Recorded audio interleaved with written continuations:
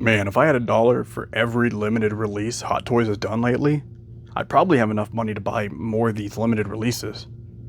Welcome to Nick's Toy Box. Let's talk about it.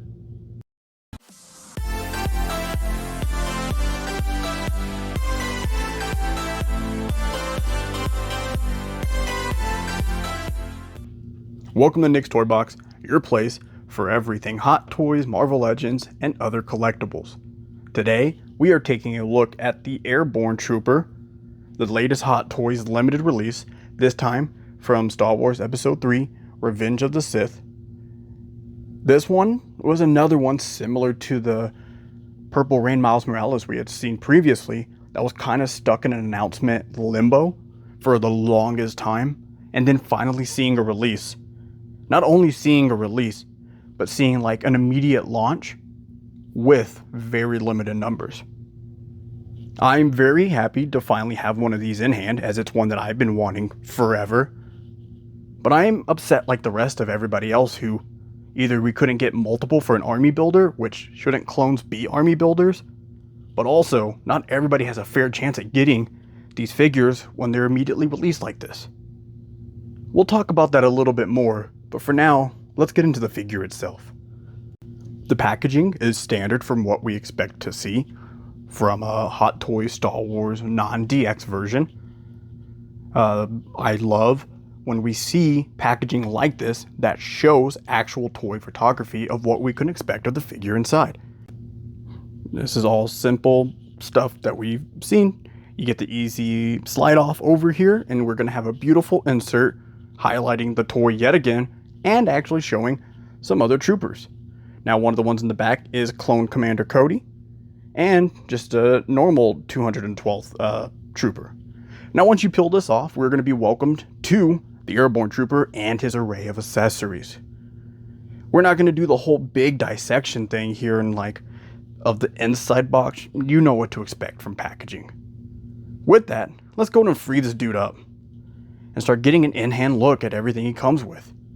He comes with the long-range blaster. I'm sorry, I don't know the nomenclature off the top of my head right now.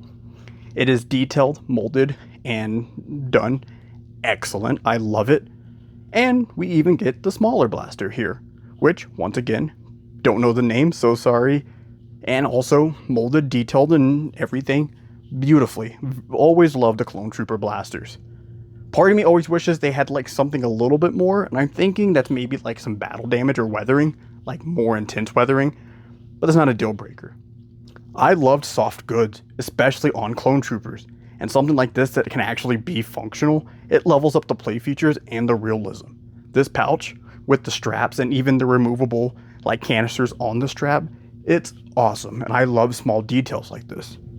Keeping it going onward here, after we get this put away, we have a nice array of hands. I love that Clone Troopers can come with a good amount of hands.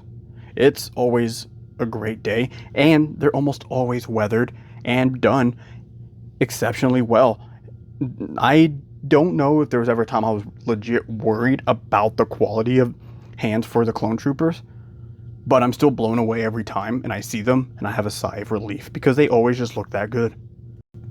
Time to pick up this dude, but just to get him out of the way because we got more to look at, and that's going to be the base. Now, this sandy weather base is a pretty standard Star Wars base, especially for Clone Troopers. There's nothing groundbreaking about it, but it is done nicely. I've said it before, and I'll say it again. I think the only thing that would really make these bases really cool for these big sandy dioramas if they could be connected and we could see different pieces of a battleground. But that's kind of a big ask, because then what if one figure came with a really cool base, and then Sideshow or Hot Toys rather would use that as a reason to push that figure. Anyways, it seems like a slippery slope, but that's just a big one.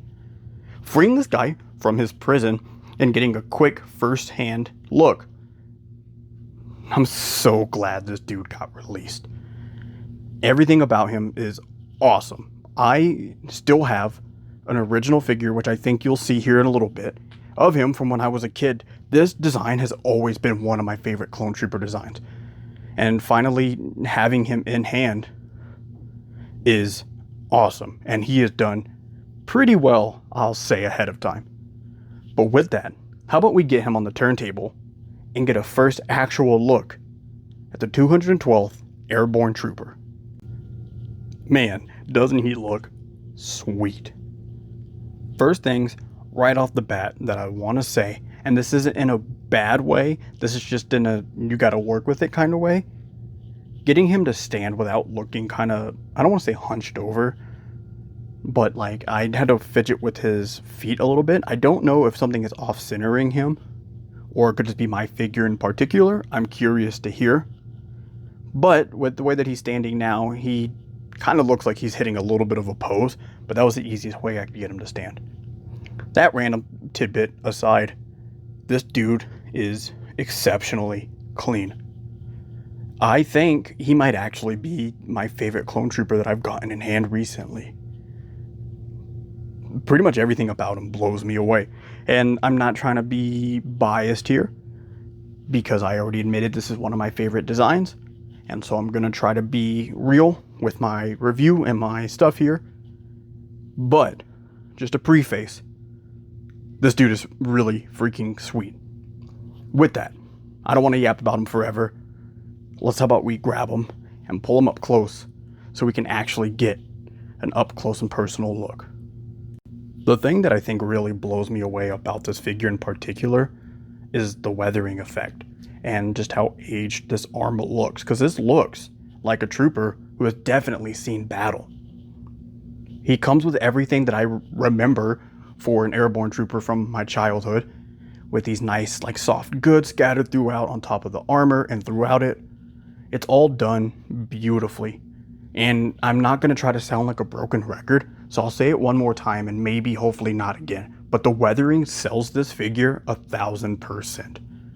It really feels like a lived-in armor, which is what I want. I want that from every single one of my clone troopers.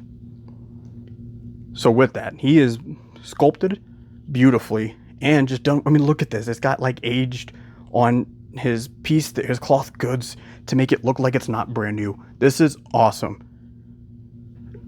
His articulation also doesn't suffer because of any of this for the most part. His chest is going to be a little bit clunky because he has a lot going on in that area, but he has the standard clone forgiveness as far as being able to move armor pieces around to get desired posing for the most part.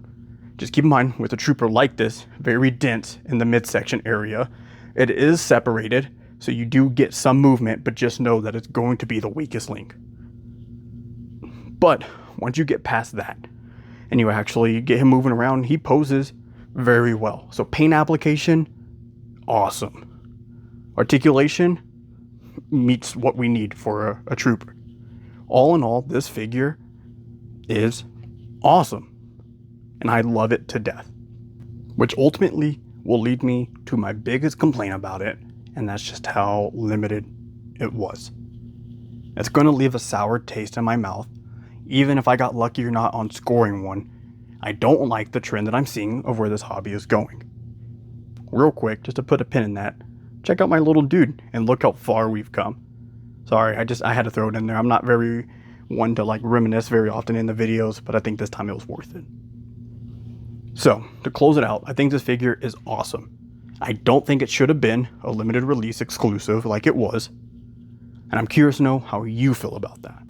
You can go and take this time to subscribe and ring the notification bell, like and share, and leave a comment, whether about me and my content or this figure. I always appreciate everyone taking the time to watch, as it helps me and this channel grow. If you like what you see and you want to see more of me and my collection, click any of these videos. Once again, this was Nick's Toy Box. Thanks for watching. Catch you in the next one. See ya.